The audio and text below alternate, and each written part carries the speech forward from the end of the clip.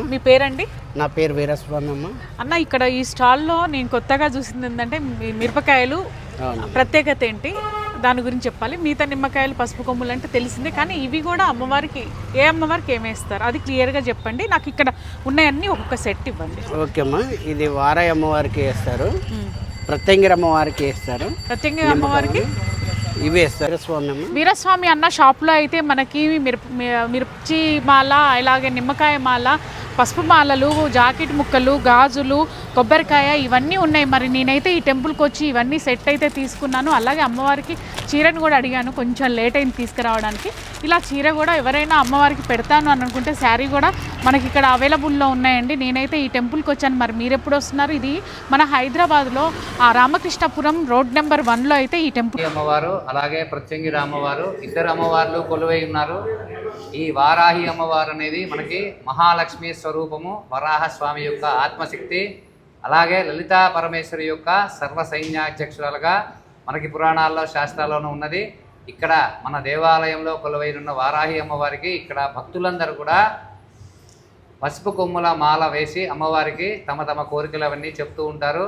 అలాగే మన దేవాలయంలో ప్రతిరోజు కూడా లక్ష్మీ గణపతి, కాలభైరవ, బగళాముఖి, వారాహి, ప్రత్యంగిర, సుబ్రహ్మణ్యం ఈ 6 దేవతలకి కూడా మనకి విశేషంగా హోమాలు ఉంటాయి.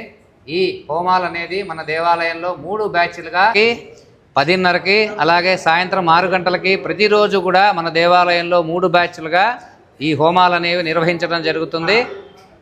అలాగే పౌర్ణమి, అమావాస్య, పౌర్ణమికి అమావాస్యకి విశేషంగా మన దేవాలయంలో చాలా చాలా చాలా చోట్ల నుంచి కూడా దూరాల నుంచి కూడా భక్తులందరూ కూడా వస్తుంటారు. పౌర్ణమి రోజు విశేషంగా అమ్మవారికి రాజశ్యామల అమ్మవారు, మన దేవాలయంలో రాజశ్యామల అమ్మవారు కూడా కొలువై ఉన్నారు. ఆ రాజశ్యామల హోమం అనేది మనకి పౌర్ణమి రోజు సాయంత్రం 6 గంటలకు జరుగుతుంది. రాజశ్యామల అమ్మవారు అంటే మనకి రాజయోగం, మనకి ఉన్నత పదవి, ఉన్న స్థితి నుంచి ఉన్నత స్థితికి ఎదగటానికి మనం ఏ రంగంలో అయితే ఉంటామో ఆ రంగంలో ఉన్నత స్థాయికి చేరుకోవటానికి చాలా విశేషంగా రాజశ్యామల హోమం అనేది, రాజశ్యామల అమ్మవారిని కనుక మనం పూజ చేసినట్లయితే, అమ్మవారి హోమం చేసినట్లయితే మనకి తొందరగా ఆ స్థానానికి మనం చేరుకోవడానికి చాలా వరకు అవకాశం ఉంటుంది. అలాగే మన పంచమి రోజు అంటే ప్రతి పంచమి రోజు కూడా పౌర్ణమి వెళ్ళిన పంచమి, అలాగే అమావాస్య వెళ్ళిన పంచమి, బహుళ పంచమి, శుక్ల పంచమి, 2 పంచమిల రోజుల్లో కూడా మనకి విశేష వారాహి హోమాలు ఉంటాయి. అది సాయంత్రం 6 గంటలకి ఉంటుంది. ఎక్స్క్లూజివ్గా వారాహి అమ్మవారి హోమం ఉంటుంది. ఈ హోమం చేసుకోవటం వల్ల మనకంటే ప్రత్యేకంగా భూ సంబంధమైన వివాదాలు, కోర్టు కేసులు, దానికి సంబంధించి ఎవరైతే ఇబ్బందులు పడుతూ ఉంటారో శత్రువుల పైన మనం విశేషంగా విజయం సాధించడానికి మనకి చాలా దోహదపడుతుంది. అమ్మవారి అనుగ్రహం కనుక కలిగిందంటే చాలామందికి చాలా వచ్చిన భక్తులందరూ కూడా చాలామంది ఆ హోమంలో పాల్గొని అమ్మవారి కృపకి పాత్రులైన వాళ్ళు మన దగ్గర చాలామంది భక్తులు ఉన్నారు ఆల్రెడీ. కాబట్టి భక్తులందరూ కూడా అమ్మవారి ఈ విశేష వారాహి హోమంలో పాల్గొనండి.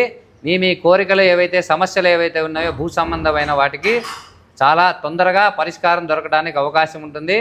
అలాగే అమ్మవారికి ఎండుమిరపకాయలు మాల వేస్తారు కదా, అది ఒకసారి క్లారిటీ చెప్తారా? ఇక్కడ ఉన్నటువంటి మహాప్రత్యంగిర అమ్మవారు, ప్రత్యంగిర అమ్మవారు అంటే పార్వతీదేవి సాక్షాత్తు అక్కడ మన శరభేశ్వరుడు ఎవరైతే ఉన్నారో స్వామివారిలో నుంచి వచ్చిన అమ్మవారిగా మనకి పురాణాల్లో శాస్త్రాల్లో ఉన్నది. అమ్మవారు సాక్షాత్తు పార్వతీ స్వరూపం. అమ్మవారు మనకి నరదృష్టి, నరఘోష వాటికి సంబంధించి మనకి ప్రాబ్లమ్స్, అలాగే బ్లాక్ మ్యాజిక్ లాంటి ప్రయోగ బాధలు చాలా కాలంగా, దీర్ఘకాలంగా ఎవరైతే ఈ ప్రయోగ బాధలతో బాధపడుతున్నారో వాళ్ళందరూ కూడా ఈ మన దేవాలయంలో జరిగే ప్రత్యంగిర హోమం విశేషంగా మిరపకాయలతో, ఎండు మిరపకాయలతో జరుగుతుంది. ప్రతిరోజు 7:30కి, 10:30కి, సాయంత్రం 6 గంటలకి జరుగుతుంది. ఈ హోమం అనేది 3 బ్యాచ్లుగా ఉంటుంది. ఈ హోమంలో కనుక మనం పాల్గొన్నట్లయితే మనకి జన్మ జాతకంలో ఏవైతే దోషాలు ఉంటాయో ఆ దోషాలన్నీ కూడా తొలగిపోతాయి. అలాగే మనకి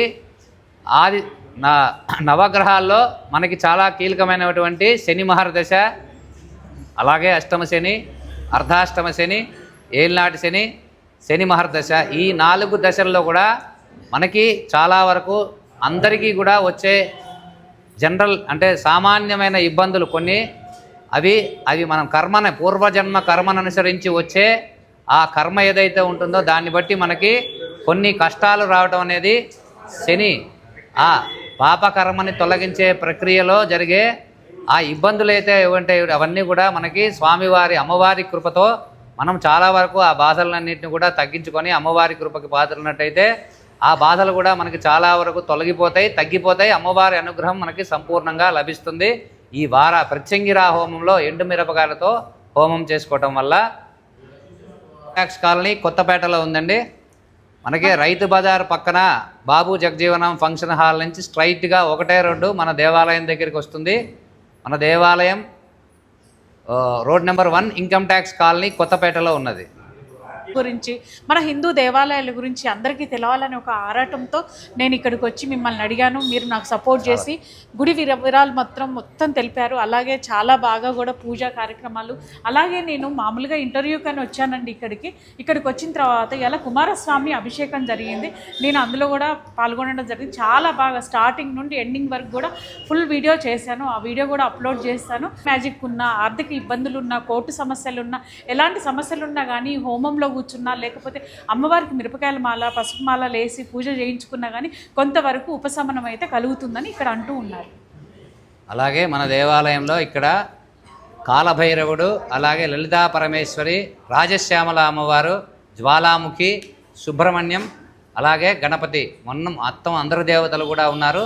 వాటితో పాటుగా మనకి వారాహి, ప్రత్యంగిర, శరభేశ్వర స్వామితో పాటుగా ఈ విగ్రహాలు కూడా మన దగ్గర ఈ దేవతలు కూడా బాలాలయాలుగా ఉన్నాయి ఇక్కడ బయట.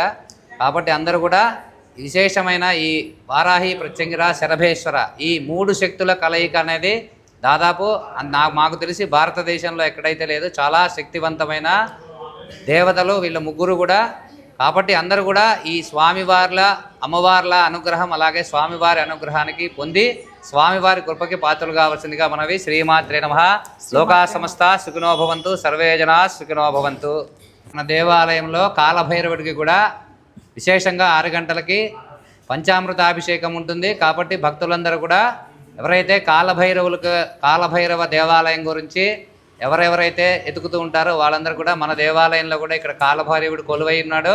స్వామివారికి ప్రతి బహుళ అష్టమి అంటే అమావాస్య వెళ్ళిన 8వ రోజు అష్టమి రోజు విశేషంగా స్వామివారికి అభిషేకం ఉంటుంది. సాయంత్రం 6 గంటలకి భక్తులందరూ కూడా ఎవరైతే కాలభైరవ భక్తులు ఉంటారో అందరూ కూడా స్వామివారి అభిషేకంలో పాల్గొనండి. మనకి స్వామివారు కాలభైరవుడు అంటే కాశీకి క్షేత్రపాలకుడుగా చెప్తారు. స్వామివారు రాత్రిపూట కాశీలో సంచారం చేస్తారు. కాలభైరవుడు మనకి సర్వ అపమృత్యు దోషాలు, గండాలు అట్లాంటివి ఏమన్నా ఉన్నా కూడా తొలగిపోయి మనకి ఆయుష్యాభివృద్ధి కోసం మనకి ప్రత్యేకంగా కాలభైరవుని పూజ చేయడం జరుగుతుంది. కాబట్టి అందరూ కూడా ఇక్కడ ఉన్న కాలభైరవ స్వామిని కూడా అందరూ మనకి సేవలో పాల్గొనండి. స్వామివారి కృపకి కూడా పాత్రలు కండి. బోలో కాలభైరవ స్వామి భగవానికి జై.